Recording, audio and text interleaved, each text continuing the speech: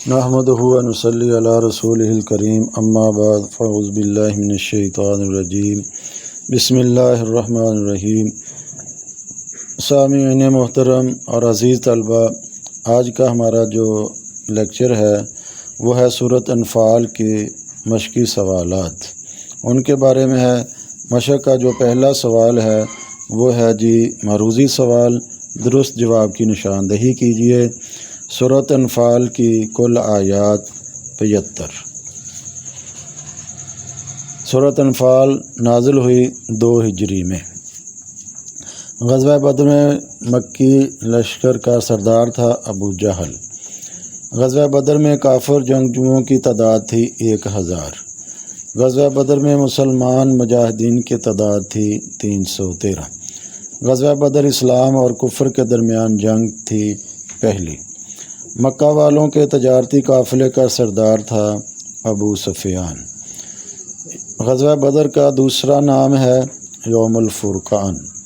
سورۃ انفال میں احکام بیان ہوئے ہیں جہاد کے۔ سورۃ انفال میں اہل مکہ کو انجام سے ڈرایا گیا ہے آل فرعون کے۔ تو مشق کا جو دوسرا سوال ہے وہ ہے مختصر جوابات دیجیے، اور اس کا جو پہلا جز ہے وہ ہے انفال یعنی مال غنیمت سے کیا مراد ہے۔ انفال نفل کی جمع ہے۔ نفل زائد چیز کو کہتے ہیں۔ مال غنیمت کو نفل اس لیے کہا جاتا ہے کیونکہ وہ اصل مقصود سے زیادہ ہوتا ہے۔ جہاد سے مقصود تو آخرت کا اجر اور اللہ تعالیٰ کی رضا ہے۔ مال کا ملنا اللہ تعالیٰ کا فضل اور عطیہ ہے، اس لیے مال غنیمت کو انفال کہا گیا ہے۔ اسلام سے پہلے مال غنیمت کے بارے میں کیا تصور تھا؟ اسلام کے پہلے مال غنیمت کے بارے میں یہ تصور کیا جاتا تھا کہ میدان جنگ میں جو مال جس کے ہاتھ آ گیا وہ اسی کی ملکیت ہے۔ اس زمانے میں لوگ مال و دولت کے حصول کے لیے جنگوں میں شریک ہوتے تھے۔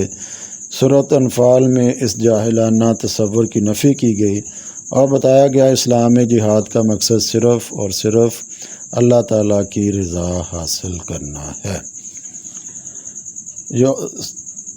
غزوہ بدر کو یوم الفرقان کیوں کہا جاتا ہے؟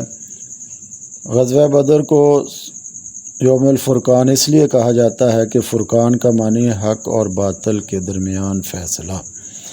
اس جنگ میں غزوہ بدر میں کفار مکہ کو شکست ہوئی اور اسلام کی حقانیت ظاہر ہوئی، اس لیے اسے یوم الفرقان کہا جاتا ہے۔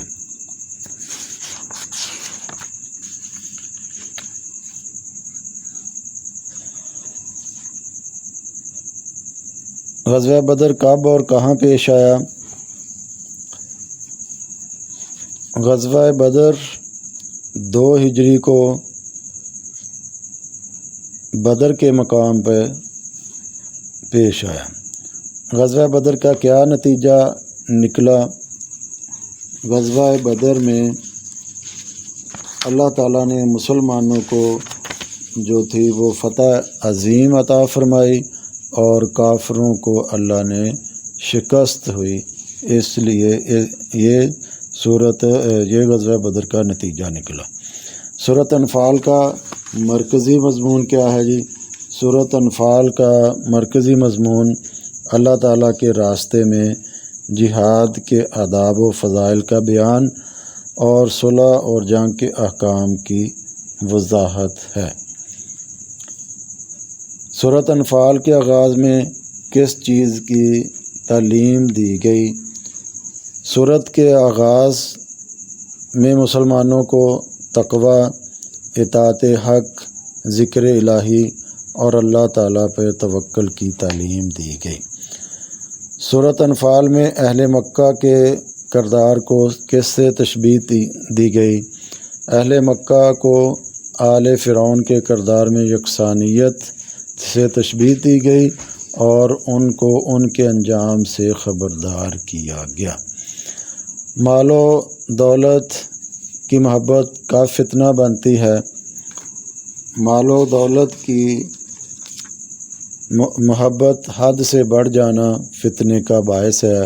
سورۃ انفال آیت نمبر 28۔ سورۃ انفال کی روشنی میں سچے ایمان والے کون ہیں؟ سچے ایمان والے وہ ہیں جو اللہ کی راہ میں ہجرت اور اس کی راہ میں جہاد کرتے ہیں۔ وہ آپس میں خیر خواہی اور ضرورت کے وقت ایک دوسرے کی مدد کرتے ہیں۔ سورۃ انفال کی مشق کا جو تیسرا سوال ہے وہ ہے جی تفصیلی جوابات دیجیے۔ تو جو پہلا سوال ہے وہ ہے جی سورۃ انفال کا تعارف تحریر کریں۔ دوسرا سوال جو ہے وہ غزوہ بدر پر تفصیلی مضمون لکھیں۔ تیسرا سوال ہے جی سورۃ انفال کے بنیادی مضامین اور اہم نکات پہ روشنی ڈالیں۔ تو ان تینوں سوالوں کا جو تفصیلی جواب ہے وہ جو ہماری سورۃ انفال کی جو پہلی ویڈیو ہے جو سورۃ انفال کا اس میں تعارف ہے اور غزوہ بدر پہ تفصیلی گفتگو ہے اور سورۃ انفال کے مضامین اور اس کے اہم نکات ہیں وہ اس میں ہے جی۔ تو اس کا لنک جو ہے وہ ڈسکرپشن میں دیا گیا ہے، اور اس کے علاوہ آپ اپنے سلیبس کی کتاب جو ہے وہاں سے بھی استفادہ حاصل کر سکتے ہیں۔ تو چوتھا سوال ہے جی درجہ ذیل الفاظ کے معنی لکھیں۔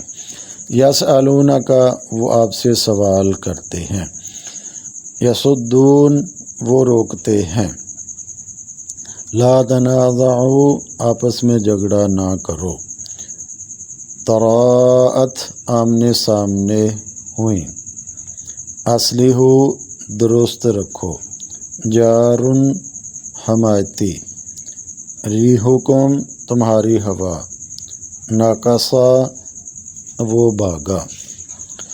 تو مشق کا جو پانچواں سوال ہے وہ ہے جی درجہ ذیل قرآنی آیات کا بامحاورہ ترجمہ لکھیں۔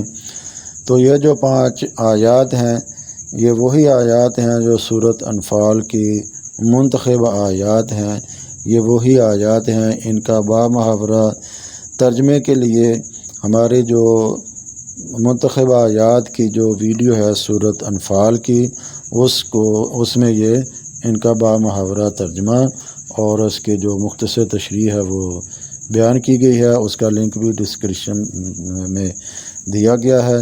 تو اس کے علاوہ آپ کی جو سلیبس کی کتاب ہے آپ وہاں سے بھی اسے استفادہ حاصل کر سکتے ہیں۔